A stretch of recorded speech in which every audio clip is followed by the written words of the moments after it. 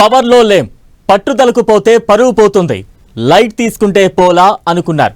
సర్పంచ్ ఎన్నికలకు పట్టించుకోకపోవడం కాదు కదా, కనీసం ఓ రివ్యూ కూడా చేయలేదు.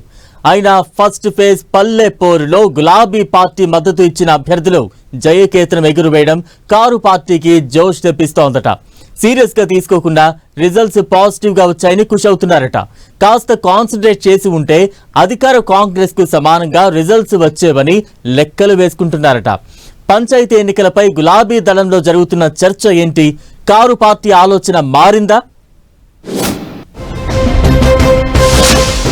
సర్పంచ్ ఎన్నికల ఫలితాలపై కాంగ్రెస్ అసంతృప్తిగా ఉందా?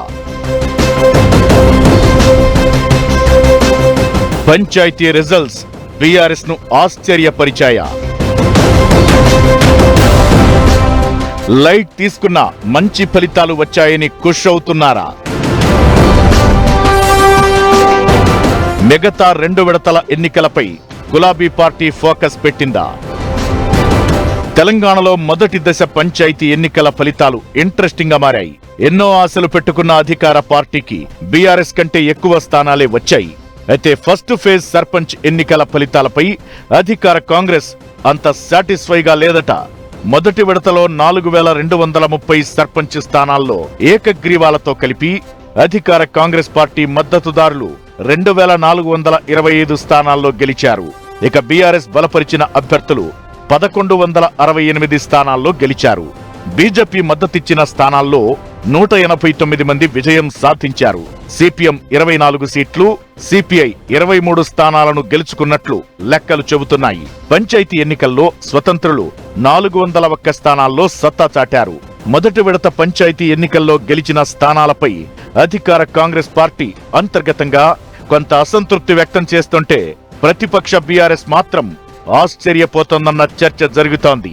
ఫస్ట్ ఫేజ్ పంచాయతీ ఎన్నికల్లో కనీసం 80 నుంచి 90% స్థానాల్లో గెలవాల్సిందని కాంగ్రెస్ అనుకుంటుంటే అసలేమాత్రం పోటీ ఇవ్వలేమని భావించిన బీఆర్ఎస్ లోలోన తెగ హ్యాపీగా ఫీల్ అవుతోందట. అవును, పంచాయతీ ఎన్నికలను పెద్దగా పట్టించుకోకపోయినా ఫస్ట్ ఫేజ్ లో సానుకూల ఫలితాలు రావడంతో ఇప్పుడు సీరియస్ గా దృష్టి పెట్టిందట కారు పార్టీ.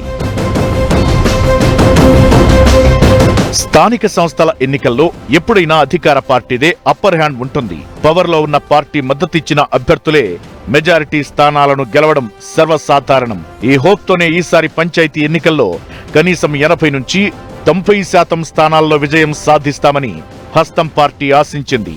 కానీ మొదటి విడత ఎన్నికల్లో 57% స్థానాలతో సరిపెట్టుకోవాల్సి వచ్చిందట. ఇదే ఇప్పుడు కాంగ్రెస్ లో అసంతృప్తికి కారణంగా తెలుస్తోంది. ఇదే సమయంలో ఫస్ట్ ఫేజ్ పంచాయతీ ఎన్నికల్లో ప్రతిపక్ష బీఆర్ఎస్ కు 27% అనుకూల ఫలితాలు వచ్చాయి. ఓ రకంగా ఇది గులాబీ పార్టీ కూడా ఊహించలేదని అంటున్నారు. ఎందుకంటే అసలు బీఆర్ఎస్ పార్టీ పంచాయతీ ఎన్నికలను అంత సీరియస్ గా తీసుకోలేదు. జూబ్లీహిల్స్ ఉప ఎన్నికలో ఓటమితో కాస్త నిరాశలో ఉన్న గులాబీ పార్టీ లీడర్లు, క్యాడర్ పల్లెపోరుపై పెద్దగా దృష్టి పెట్టలేదు. కనీసం పార్టీ అధిష్టానం ఒక రివ్యూ కూడా చేయలేదు. సిట్టింగ్ ఎమ్మెల్యేలు ఉన్న చోట మినహా మిగతా నియోజకవర్గాల్లో సర్పంచ్ ఎన్నికలను కారు పార్టీ పెద్దగా పట్టించుకోలేదని ముందు నుంచి ప్రచారం జరుగుతోంది. స్థానిక సంస్థల ఎన్నికలను మాజీ మంత్రులు, ఎమ్మెల్యేలు, మాజీ ప్రజా ప్రతినిధులు, ఇన్ఛార్జీలు చూసుకుంటారులే అని బీఆర్ఎస్ అధిష్టానం కూడా లైట్ తీసుకున్నట్లు తెలుస్తోంది.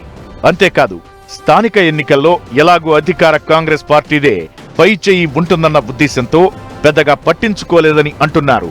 దీంతో గులాబీ పార్టీ అధిష్టానంతో పాటు మాజీ మంత్రులు, ఎమ్మెల్యేలు, ఇన్ఛార్జీలు కూడా లోకల్ బాడీ ఎన్నికలను లైట్ తీసుకున్నట్లే పార్టీలో చర్చ జరిగింది. గ్రామాల్లో జోరుగా పంచాయతీ ఎన్నికల రాజకీయం నడుస్తుంటే ఎమ్మెల్యేలు, ఇన్ఛార్జీలు ఏమాత్రం పట్టించుకోకుండా హైదరాబాద్ లో ఉన్నారని తెలంగాణ భవన్ వర్గాల్లోనే టాక్ వినిపించింది. అయితే అధిష్టానం నుంచి అండ లేకపోయినా, ఎమ్మెల్యేలు, ఇన్ఛార్జీలు పట్టించుకోకపోయినా లోకల్ బీఆర్ఎస్ లీడర్లు మాత్రం పట్టుబట్టి ఎన్నికల్లో ఫైట్ చేశారు. దీని ఫలితమే మొదటి విడత ఎన్నికల్లో 1168 సర్పంచులను గెలిచేలా చేసిందని చెబుతున్నారు. ఏమాత్రం ఊహించనట్లుగా ఫస్ట్ ఫేజ్ పంచాయతీ ఎన్నికల్లో 1168 సర్పంచ్ స్థానాలను గెలవడంతో బీఆర్ఎస్ అధిష్టానం అలర్ట్ అయిందట.